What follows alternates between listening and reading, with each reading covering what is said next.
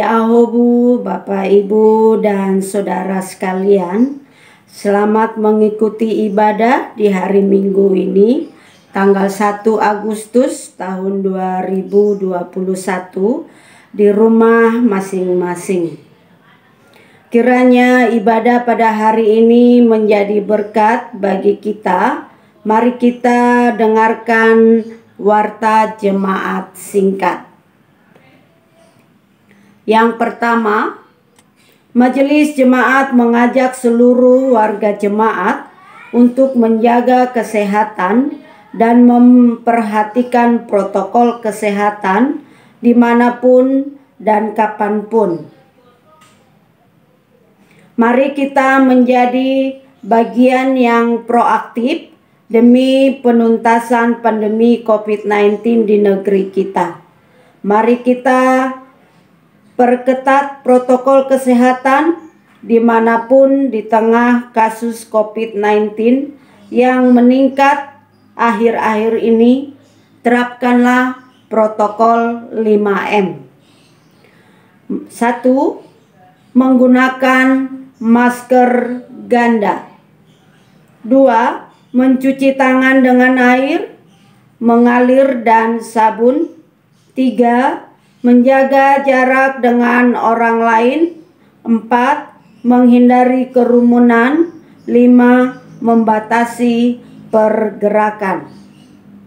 2. Marilah kita semua memperhatikan PTB dan dana diakonia, para penatua sektor dan warganya masing-masing diharapkan dapat bekerja sama dan saling mengonfirmasikan. Marilah kita lakukan semua ini dengan penuh syukur dan sukacita dalam kebersamaan sebagai gereja. Amin.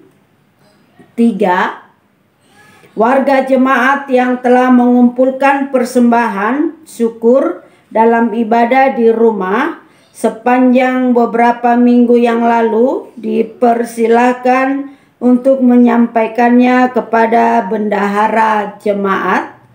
Sekiranya Bapak Ibu hendak mentransfer ke rekening jemaat, nomor rekening dapat dilihat di layar. 4. Warga yang sakit atau sedang dalam pemulihan, Bapak Amajanis Mendropa dalam perawatan, saudara-saudara yang terpapar virus COVID-19. 5. Kelas katekisasi periode tahun 2021-22 akan dibuka. Bagi Bapak Ibu yang ingin mendaftarkan anaknya dalam kelas katekisasi ini, dipersilakan mendaftarkan nama anaknya kepada sekretaris jemaat Bapak Amajian Jebua. Nomor telepon WA dapat dilihat di layar. Selama masa PPKM darurat, pendidikan katekisasi akan dilaksanakan secara daring. 6. Jemaat kita telah memulai kembali kegiatan sekolah minggu, namun PPKM darurat, pengajaran sekolah minggu dilakukan secara daring melalui Zoom yang dimulai pada pukul 8 waktu Indonesia bagian Barat. Kami mengajak para orang tua untuk mendorong anak-anaknya mengikuti pengajaran sekolah minggu ini setiap hari Minggu. 7. Sehubungan dengan kasus COVID-19 yang meningkat, Majelis Jemaat mengambil keputusan untuk meniadakan ibadah umum secara langsung di gedung gereja. Ibadah akan ditayangkan secara daring melalui YouTube atau FB. Aktivitas gerejawi yang melibatkan pengumpulan massa pun untuk sementara ditiadakan Semua hal ini dilakukan dengan memperhatikan surat edaran Pemkot Bekasi terkait dengan PPKM darurat.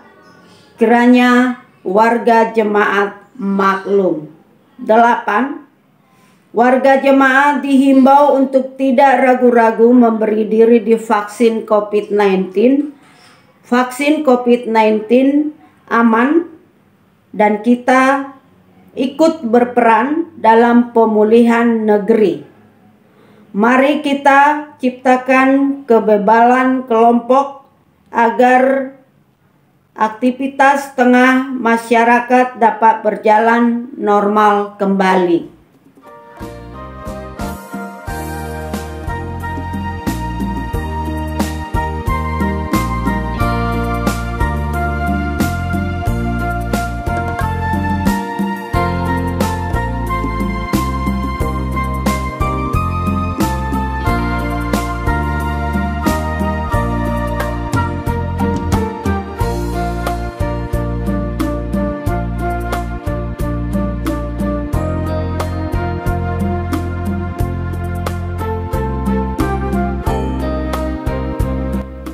Demikianlah warta jemaat hari ini. Kini marilah kita bersiap diri, kita memasuki ibadah.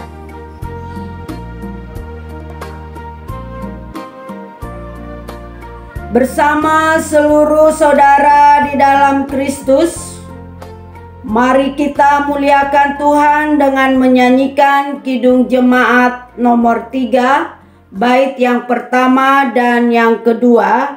Kami puji dengan riang.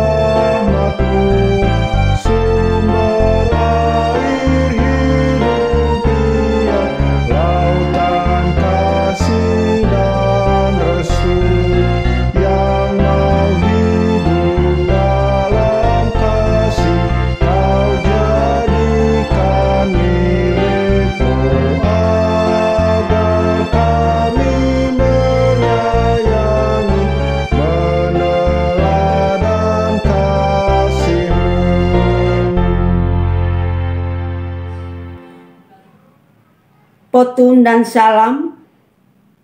Pertolongan kita adalah dalam nama Tuhan yang menjadikan langit dan bumi. Kasih karunia, rahmat dan damai sejahtera Allah menyertai kita. Amin.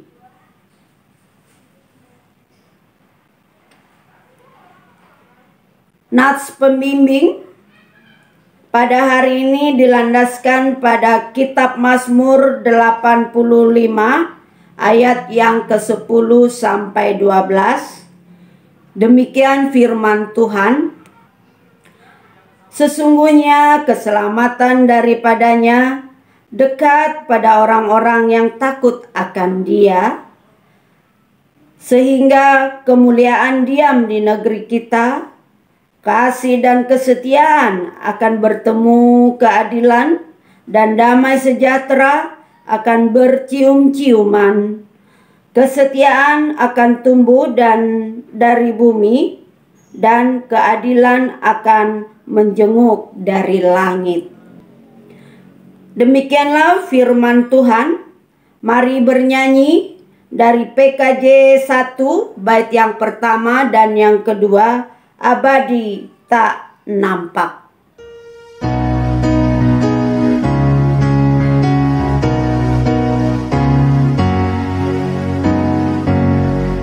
Abadi tak nampak yang Maha Esa, yang tak terhampiri terang tatahnya, yang dalam putranya telah dikenal. Baginya lah hormat dan kuasa kekal.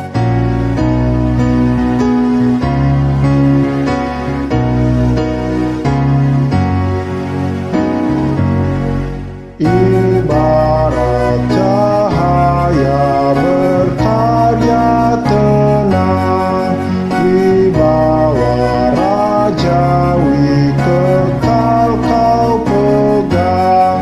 Teguh bagai gunung keadilanmu, dan awanmu syarat dengan kasihmu.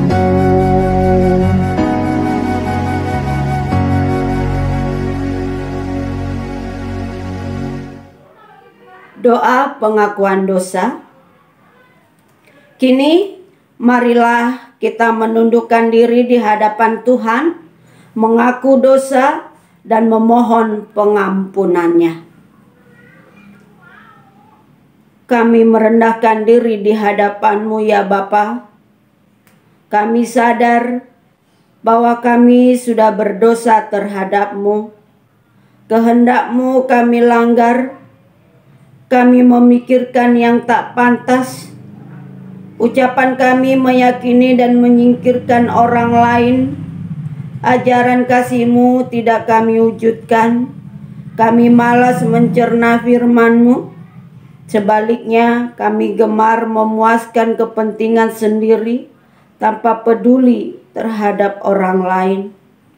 Kami menyepelekan tanggung jawab pada diri sendiri, keluarga, dan masyarakat.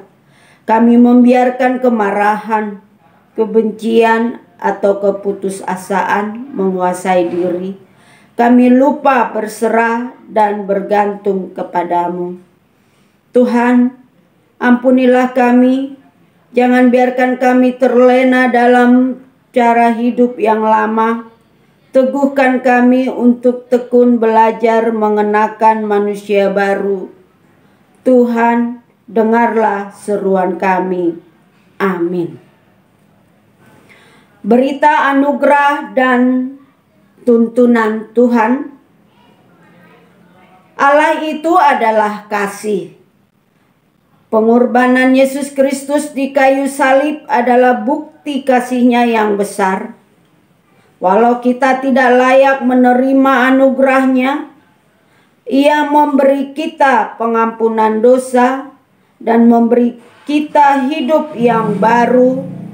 Untuk itu, dengarkanlah firman Tuhan yang menuntun kita dalam hidup yang baru, yakni berdasarkan Injil Matius 22 ayat 37 sampai 40. Demikian firman Tuhan. Jawab Yesus kepadanya, "Kasihilah Tuhan Allahmu dengan segenap hatimu dan dengan segenap jiwamu dan dengan segenap akal budimu. Itulah hukum yang terutama dan yang pertama.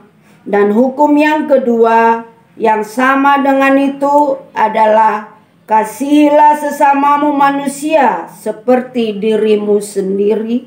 Pada kedua hukum inilah tergantung seluruh hukum Taurat dan kitab para nabi." Demikianlah tuntunan hidup baru saat ini. Mari kita bernyanyi dari NKB 116 bait yang pertama, 4, 5. Siapa yang berpegang?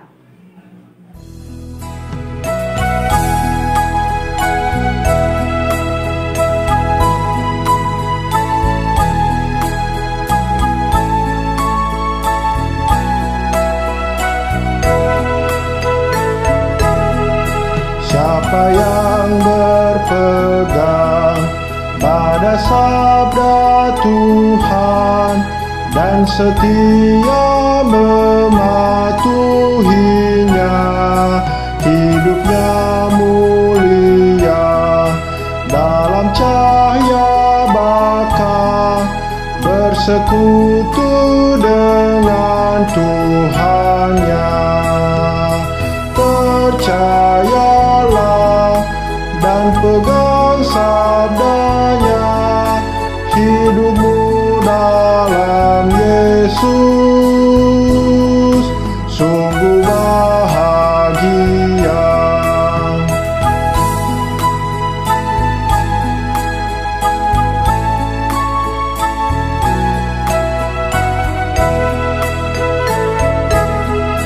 Kasih-Nya yang kekal takkan kita kenal sebelum padanya berserah.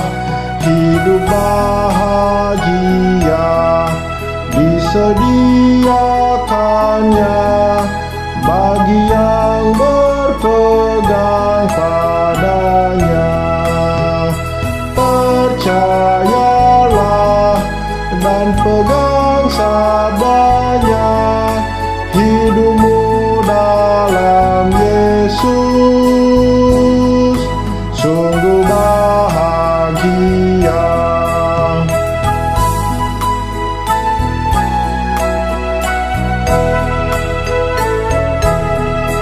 Oh, betapa senang hidup dalam terang beserta Tuhan di jalannya.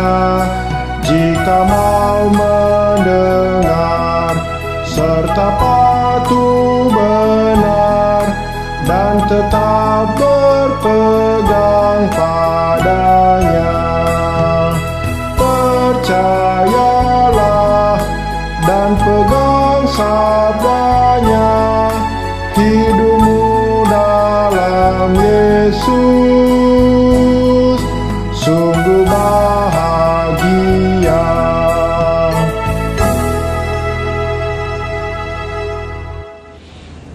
Yahobo, selamat hari Minggu. Mari kita persiapkan bacaan hari ini, yakni dari kitab Ulangan pasal 16 ayat 18 sampai 20. Setelah kita menemukan nas Alkitab tersebut, marilah kita berdoa sebelum kita membacanya. Tuhan, kini kami hendak membaca firman-Mu. Berkatilah hati dan pendengaran kami untuk menyimak sabda-Mu. Teguhkanlah roh kami untuk mencerna dan mengenali kehendak-Mu. Pakailah diri kami untuk memperlakukan segala yang baik di tengah kehidupan kami. Di dalam Kristus kami berdoa. Amin. Dalam kerangka tema lurus dalam karsa, benar dalam karya, mari kita baca Ulangan pasal 16 ayat 18 sampai 20. Beginilah bunyinya. Hakim-hakim dan petugas-petugas haruslah kau angkat di segala tempat yang diberikan Tuhan Allahmu kepadamu menurut suku-sukumu. Mereka harus menghakimi bangsa itu dengan pengadilan yang adil. Janganlah memutarbalikkan keadilan, janganlah memandang bulu, dan janganlah menerima suap. Sebab suap membuat buta mata orang-orang bijaksana dan memutarbalikkan perkataan orang-orang benar. Semata-mata keadilan, itulah yang harus kau kejar, supaya engkau hidup dan memiliki negeri yang diberikan kepadamu oleh Tuhan Allahmu. Demikianlah firman Tuhan hari ini. Berbahagialah tiap orang yang mau mendengarkan firman Allah, merenungkannya dalam hatinya, serta melaksanakannya secara hidup dalam kesehariannya. Haleluya. Haleluya, haleluya, haleluya.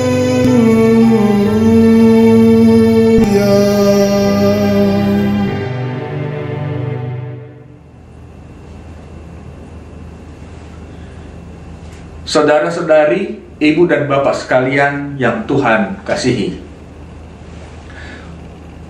Kitab Ulangan merupakan salah satu kitab yang disebut sebagai, atau sebagian orang, sebagai kitab Musa. Penyebutan itu terwariskan juga kepada orang-orang Kristen Nias, sehingga dalam Alkitab bahasa Nias, kelima kitab pertama Perjanjian Lama itu disebut kitab Musa.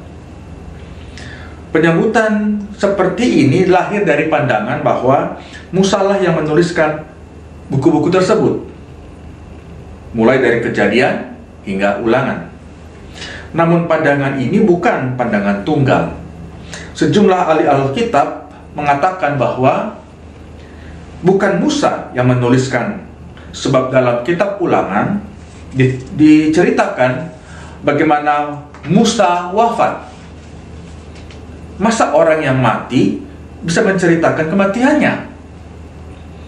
Ini memang kajian yang menarik dan para ahli pun terus mempelajari dan menambah dengan informasi yang termutakhir. Yang pasti, Musa adalah tokoh penting dalam perjalanan bangsa Israel, khususnya pada masa-masa awal. Tahukah Bapak Ibu, seberapa jauhkah rentang hidup kita di masa kini dengan Musa? Jelas bukan 100-200 tahun, bukan pula 1-2 abad. Para ahli memperkirakan bahwa Musa hidup pada abad ke-14, bukan 14 Masehi, melainkan 14 sebelum Masehi. Jika kini kita hidup di abad ke-21, maka tambahkan saja 14 abad lagi. Maka kita bayangkan 3.500 tahun yang lalu lah Musa berkiprah di sekitar negeri Mesir, atau di antara negeri Mesir dan Israel. 3.500 tahun itu adalah waktu yang amat jauh jaraknya dari kita. Wajar saja ada banyak hal yang tidak kita ketahui, khususnya tentang kehidupan bangsa Israel kuno. Para ahli memang menemukan sejumlah fakta arkeologis, namun masih banyak lagi yang belum bisa kita temukan. Salah satu contohnya adalah hakim yang disebutkan dalam teks kita pada hari ini. Banyak seluk-beluk sistem peradilan pada masa Musa itu yang masih samar-samar, dan para ahli Alkitab masih terus menelitinya. Yang jelas adalah bahwa hakim di sini jangan kita bayangkan seperti hakim di zaman modern. Tugasnya memang hampir sama, yakni mengadili atau memberikan pertimbangan hukum dalam kasus-kasus yang dihadapi di tengah masyarakat. Pada zaman Musa, hakim ini juga adalah pemimpin masyarakat atau sekelompok masyarakat. Mereka dipilih karena dianggap mampu bertindak bijaksana dalam memutuskan perkara. Namun fokus kita bukan pada peran para hakim, melainkan pada apa yang melandasi tugas mereka. Para hakim itu ditunjuk dan diberi kepercayaan untuk melaksanakan tugasnya. Para hakim itu dituntut untuk memberikan pelayanan maksimal kepada umat Israel, yakni untuk memimpin dengan baik, mengadili dengan jujur, dan tak mempan diiming-imingi suap demi menghalalkan kecurangan. Pendek kata, seorang hakim adalah seorang yang bekerja dengan niat hati yang lurus dan menghasilkan karya yang benar. Saudara-saudara sekalian yang dikasihi oleh Tuhan, dalam beberapa minggu ini tema khotbah kita mengena dengan kehidupan keluarga. Dalam rancangan majelis sinode, kehidupan keluarga yang baik itu juga ditopang oleh cara atau motivasi kerja yang baik. Latar belakang pemikirannya adalah bahwa kita bisa menciptakan keluarga yang sejahtera dan sentosa bila kita menghidupi keluarga melalui kerja yang dilandasi oleh kebenaran. Menjadi hakim seperti yang ditunjukkan dalam Ulangan 16 ini merupakan salah satu contoh bagaimana suatu pekerjaan dilandasi oleh kebenaran. Pekerjaan hakim itu akan memberi dampak besar ketika yang bersangkutan memiliki karsa yang murni untuk menjalani pekerjaan itu. Karsa adalah kata lain dari niat hati atau dorongan semangat. Bayangkanlah apabila niat hati seseorang atau seorang hakim dikuasai oleh niat-niat buruk, prasangka negatif, dan kecenderungan untuk memuaskan diri sendiri. Pengadilan perkara akan berjalan timpang. Pihak yang mencari kebenaran akan menjadi kecewa, atau masyarakat akan terikat dalam suasana UUD alias ujung-ujungnya duit. Saudara-saudari yang Tuhan kasihi, pelajaran penting apa yang bisa kita tarik dari nas hari ini? Pertama, pekerjaan adalah suatu panggilan. Ketika Musa memimpin orang Israel, sejumlah orang dipanggil untuk melakukan tugas tertentu. Ada yang bertugas sebagai hakim, sebagai imam, sebagai pelayan kemah suci, bahkan juga para prajurit. Orang-orang itu dipanggil dalam kerangka pelayanan kepada Allah. Jadi bekerja itu erat kaitannya dengan cara kita memenuhi kehendak Allah. Lebih lanjut dapat kita katakan bahwa dengan bekerja kita menyambut panggilan Allah. Dalam kitab Tawarikh ada disebutkan tentang orang-orang yang bekerja membangun bait Allah. Dengan kata lain, mereka adalah tukang batu. Dalam bahasa Ibrani, para tukang batu itu disebut ose melacha. Yang menarik, kata melacha ini berasal dari kata dasar malak. Dan dari kata malak itulah kita terjemahkan ke dalam bahasa Indonesia malaikat. Ya, arti dari malaikat adalah utusan Allah.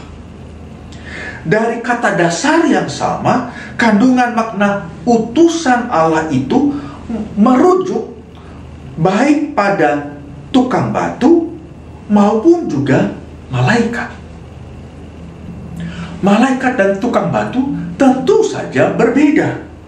Namun apa yang mereka kerjakan bisa mengandung esensi yang sama, yakni mereka melakukan pekerjaan sebagai pengutusan Allah. Sejumlah bagian Alkitab memberi perspektif yang unik tentang arti bekerja. Pada masa kuno, pekerjaan yang dianggap terhormat adalah yang bersifat rohani.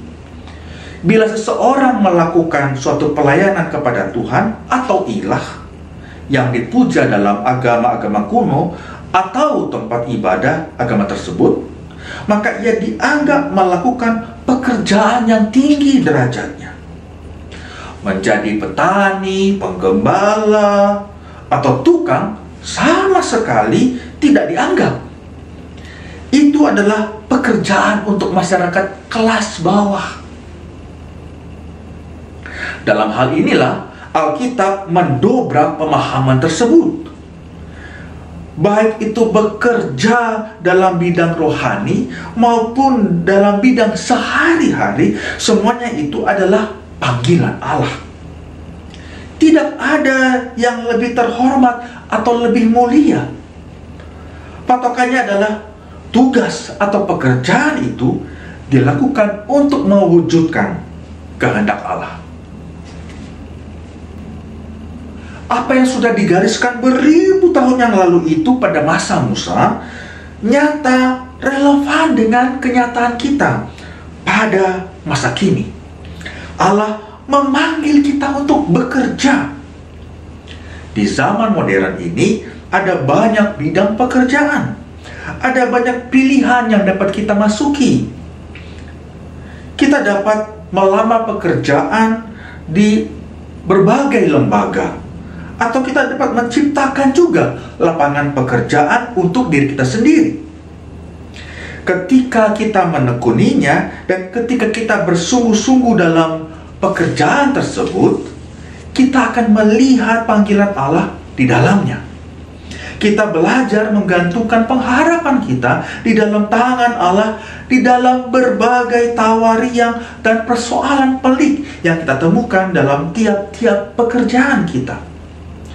Melakukan pekerjaan jangan hanya dilihat sebagai beban, tetapi juga sebagai cara Allah menempa kita agar kita membuahkan sejahtera di tengah keluarga. Seorang reformator gereja bernama Johannes Calvin menuliskan kata-kata yang menguatkan kita di dalam bekerja. Begini katanya: bagi setiap orang, kesusahan, kesulitan, dan beban-beban berat lainnya akan lebih ringan bila diketahui bahwa Allah menjadi pembimbing dalam semuanya itu. Itu adalah hal yang pertama. Hal yang kedua, bekerja adalah bentuk tanggung jawab kita kepada Allah. Bukankah hidup kita ini adalah anugerah Allah? Bukankah kita tidak hanya disuruh memenuhi dunia ini, tapi kita juga disuruh mengusahakan sesuatu demi dunia ini. Bila kita memenuhi dunia ini tanpa karya yang berarti, sebenarnya kita sudah menyia-nyiakan berbagai kemungkinan yang Allah sediakan untuk kita.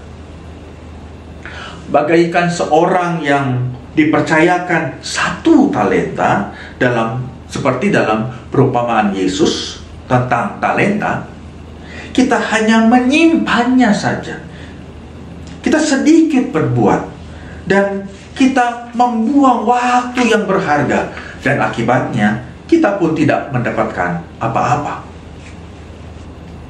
Bekerja secara bertanggung jawab diawali dengan niat hati yang baik.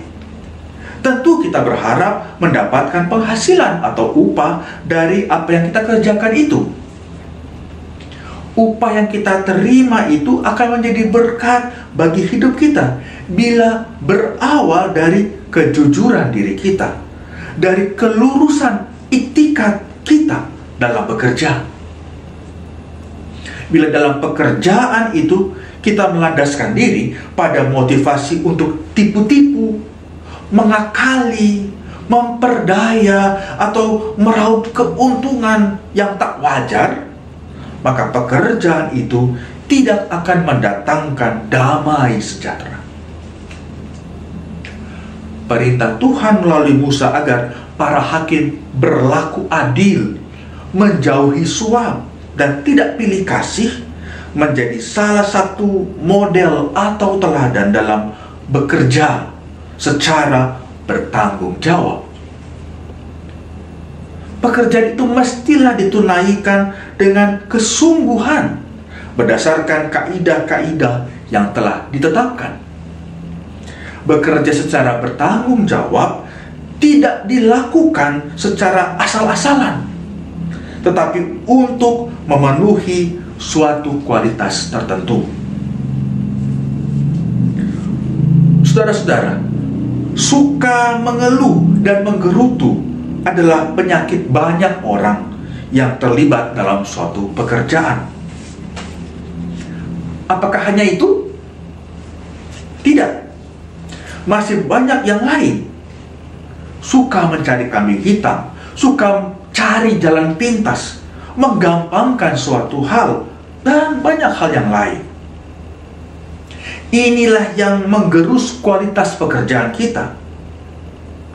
Seorang jurnalis dan budayawan bernama Mokhtar Lubis pernah berkata bahwa manusia Indonesia itu adalah suka berpura-pura, lain di muka, lain di belakang, boros, punya uang, langsung dihambur-hamburkan. kalau tidak benar-benar terpaksa, orang Indonesia itu enggan kerja keras, suka pamer harta dan pamer kuasa, gampang melempar tanggung jawab, dan sebagainya. Itu adalah sebagian dari pendapatnya yang sangat pedas yang ia lontarkan dalam suatu pidato budaya berjudul Manusia Indonesia. Benarkah apa yang dikatakan oleh beliau? Saya serahkan kepada Anda untuk menilainya sendiri. Tapi yang pasti menurut saya, bila sifat-sifat manusia Indonesia yang disebutkan oleh Mokhtar Lubis itu benar, betapa malangnya kita. Pekerjaan kita benar-benar tidak akan berkualitas bila sifat-sifat itu mendekam dalam diri kita. Entah benar atau tidak sinyalemen Mokhtar Lubis itu, hendaklah kita tidak patah semangat. Mari kita pakai sebagai cambuk untuk mendorong kita jauh ke depan, ke arah yang lebih baik. Bukankah sebagai insan Kristen kita percaya bahwa hidup kita ini ada di dalam tangan Kristus yang terus membaharui kita? Tuhan Yesus pernah berkata, Bapakku bekerja sampai sekarang, maka aku pun bekerja juga. Yohanes pasal 5 ayat 17. Nyatalah bahwa Allah di dalam Kristus Yesus itu terus-menerus bekerja di dalam diri kita. Dan karena itu kita harus terus berjuang memberi yang terbaik itu, kualitas yang utama itu bagi Kristus, termasuk dalam tiap-tiap pekerjaan kita. Jadi marilah kita jalani tiap-tiap pekerjaan kita dimulai dengan niat hati, karsa yang lurus, dan diwujudkan dalam karya yang benar. Ingatlah bahwa Allah mengutus dan memanggil kita untuk berkarya. Yohanes Calvin berkata, Tuhan menetapkan tugas-tugas bagi setiap orang menurut jalan hidupnya masing-masing. Dan tiap jalan hidup itu dinamakannya panggilan. Lalu ketika kita bekerja secara bertanggung jawab untuk menghasilkan kualitas tertinggi dalam tiap karya kita, Tuhan pasti menghargai upaya kita itu. Dan karena itu Calvin berkata, tidak ada pekerjaan apapun, betapapun kecil dan hinanya, yang tidak akan bersinar-sinar dan dinilai berharga di mata Tuhan. Amin. Marilah kita berdiri sebagaimana telah diserukan gereja di segala tempat dan zaman. Marilah kita ikrarkan pengakuan iman kita berdasarkan pengakuan iman rasuli. Demikianlah kita berkata, Aku percaya kepada Allah Bapa yang Maha Kuasa, Khalik langit dan bumi, dan kepada Yesus Kristus, anaknya yang tunggal Tuhan kita, yang dikandung dari Roh Kudus, lahir dari anak darah Maria, yang menderita di bawah pemerintahan Pontius Pilatus, disalibkan, mati, dan dikuburkan, turun ke dalam kerajaan maut. Pada hari yang ketiga, bangkit pula dari antara orang mati, naik ke surga, duduk di sebelah kanan Allah, Bapa yang Maha Kuasa, dan akan datang dari sana untuk menghakimi orang yang hidup dan yang mati. Aku percaya kepada Roh Kudus, gereja yang kudus dan am, persekutuan orang kudus, pengampunan dosa, kebangkitan daging, dan hidup yang kekal. Amin. Silakan duduk.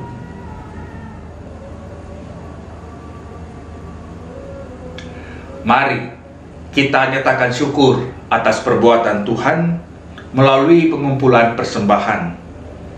Baiklah kita camkan apa yang dikatakan di dalam 2 Korintus pasal 8 ayat 12 sampai 13. Sebab jika kamu rela untuk memberi, maka pemberianmu akan diterima.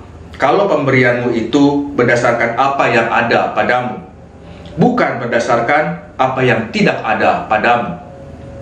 Sebab kamu dibebani bukanlah supaya orang-orang lain mendapat keringanan, tetapi supaya ada keseimbangan. Kita mengumpulkan 3 jenis persembahan. Amplop pertama untuk pelayanan jemaat, amplop kedua untuk pembangunan gereja, dan amplop ketiga untuk kas diakonia dan sinode.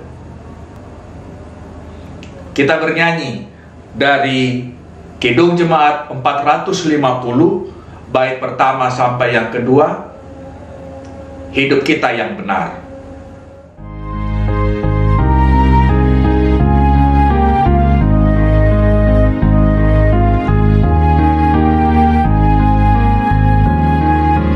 Hidup kita yang benar haruslah mengucap syukur, dalam Kristus bergema, janganlah terkebur.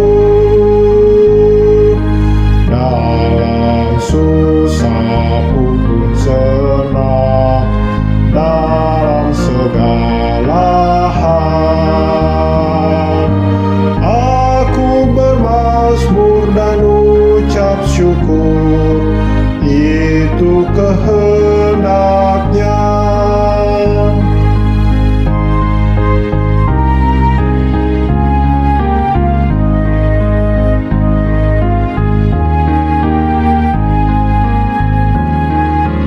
Biar badai menyerang, biar ombak menerjang, aku akan bersyukur kepada Tuhanku. Dalam susah pun senang, dalam segala hal aku bermazmur dan ucap syukur, itu kehendaknya.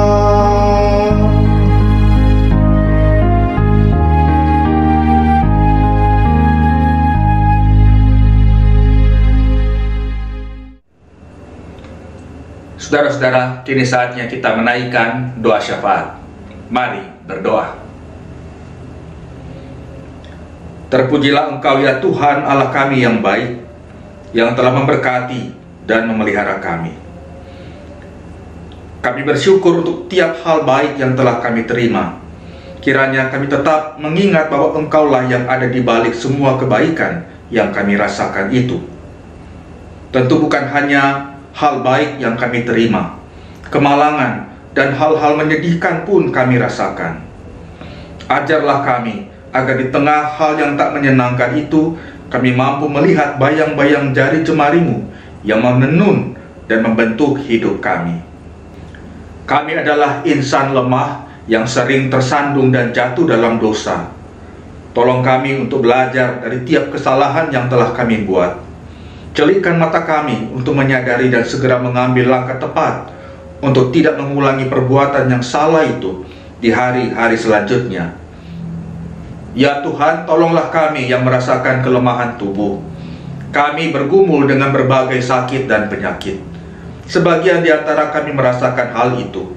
Ada penyakit yang sifatnya ringan, yang walau cukup mengganggu dalam aktivitas harian, tetapi hanya sementara dan dapat kami atasi secara mandiri. Walau demikian, ajarlah kami untuk tidak lupa akan kuasa-Mu dan tidak sembrono memperlakukan tubuh kami yang telah Engkau anugerahkan ini. Sebagian dari kami mengidap penyakit yang harus kami gumuli dengan sungguh-sungguh. Kami harus tangani dengan berbagai cara yang dapat kami lakukan. Kami ke rumah sakit atau ke dokter, menjalani terapi, menjalankan diet ketat, atau sejumlah pantangan. Tolong kami dalam tiap-tiap upaya tersebut. Kami ingin sembuh, kami ingin pulih. Karena itulah kami tak putus-putusnya berseru kepadamu ya Tuhan. Sembuhkanlah kami dari penyakit-penyakit yang mendera kami, pada bagian-bagian tubuh kami, pada lutut, pada leher, pada lengan, pada mata, pada mulut, pada organ dalam tubuh kami, atau bagian-bagian tubuh kami lainnya. Secara khusus kami memohon belas kasih-Mu untuk Bapak Ahmad Janis Mendreva. Beliau sedang bergumul dengan kesehatannya. Kami memohon kesembuhan bagi dirinya, ya Tuhan. Kami sangat terbatas dalam banyak hal, dan karena itu kami bergantung pada kemurahan-Mu. Kami juga berdoa untuk saudara-saudari kami yang terpapar oleh virus COVID-19. Kami berdoa agar mereka dapat menjalani masa isolasi mandiri dengan baik dan berakhir dengan kesembuhan. Berilah ketenangan, daya tahan, dan pengharapan untuk melewati hari-hari sepanjang masa isolasi mandiri itu. Dalam hal pandemi COVID-19, kami sangat prihatin dengan kondisi negeri kami. Penularan masih terjadi dan banyak pula yang membutuhkan penanganan dengan segera. Tuhan, tolonglah negeri kami, tolonglah para pasien COVID-19 agar mereka mendapatkan kesembuhan. Kuatkanlah para tenaga medis dalam melakukan tugasnya. Hiburkanlah para keluarga yang kehilangan anggota keluarganya. Berilah hikmat kepada para pemimpin negeri untuk dapat bekerja sama dengan berbagai elemen bangsa demi mengatasi wabah COVID-19 ini. Kami berdoa untuk presiden kami. Anugerahkanlah hati yang bijaksana dan pikiran yang jernih dalam mengendalikan negara kami. Ada begitu banyak persoalan yang perlu ditangani.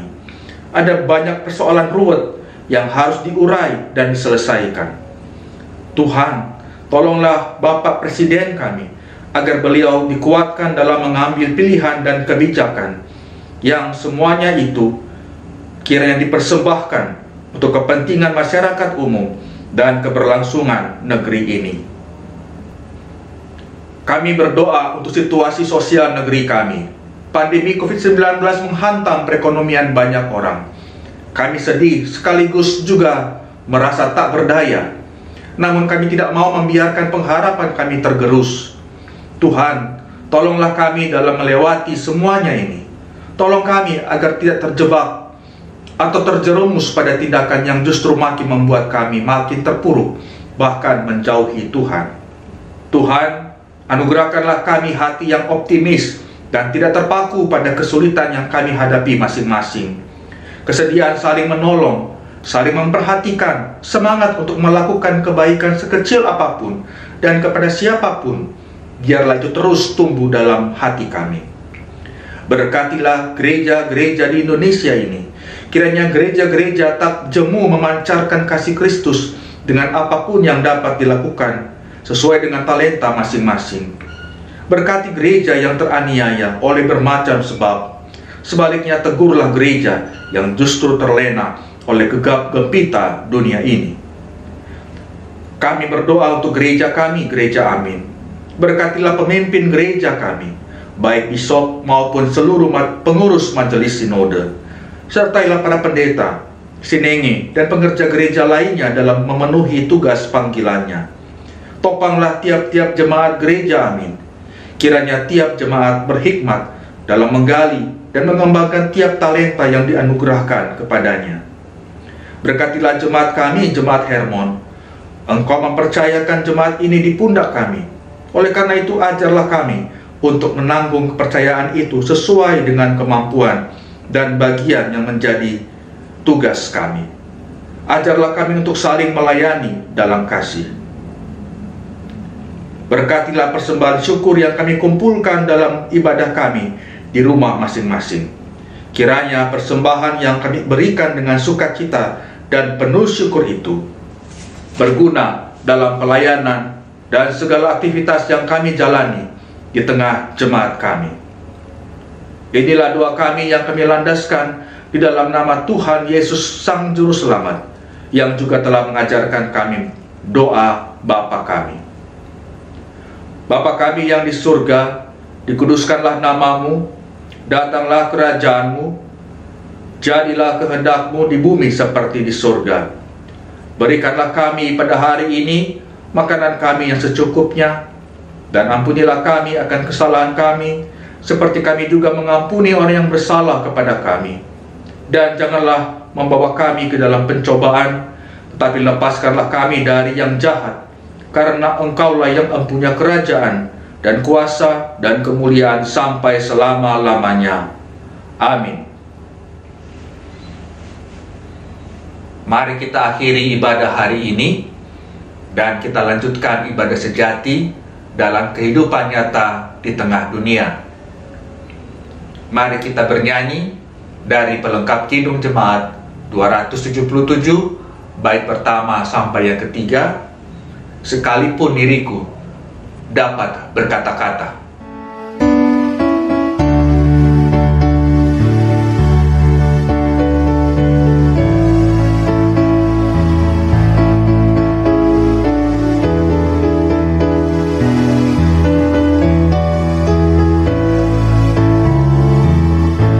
Sekalipun diriku dapat berkata-kata dengan semua bahasa, bahasa manusia dan bahasa malaikat ataupun yang lainnya. Tapi jika aku tak mempunyai kasih, aku serupa gong yang menggema dan cangon yang gemerincing.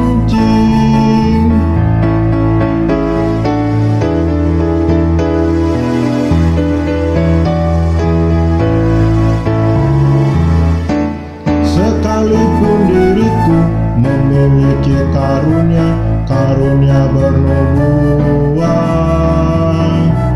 sekalipun diriku punya iman sempurna untuk pindahkan gunung, tapi jika aku tak mempunyai kasih, tiada berguna lagi diriku, tiada berguna diriku.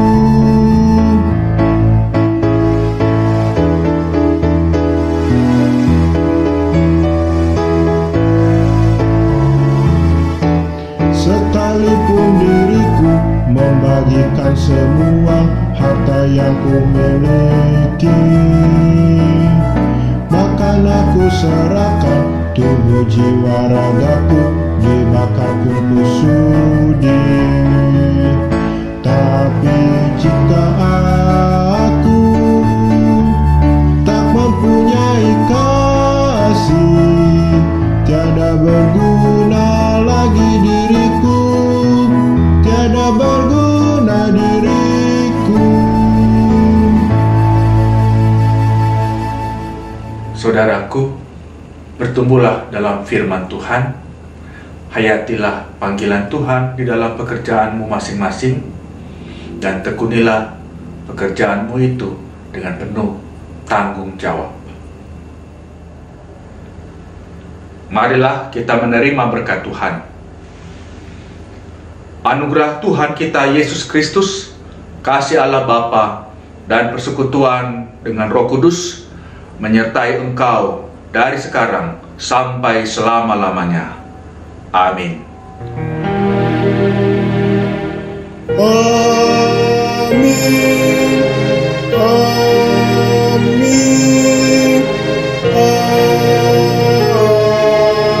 Amin.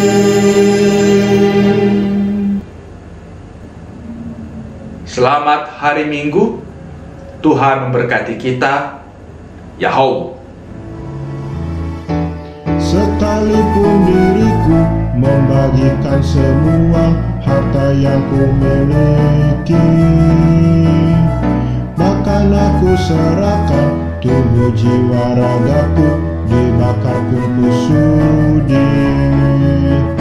Tapi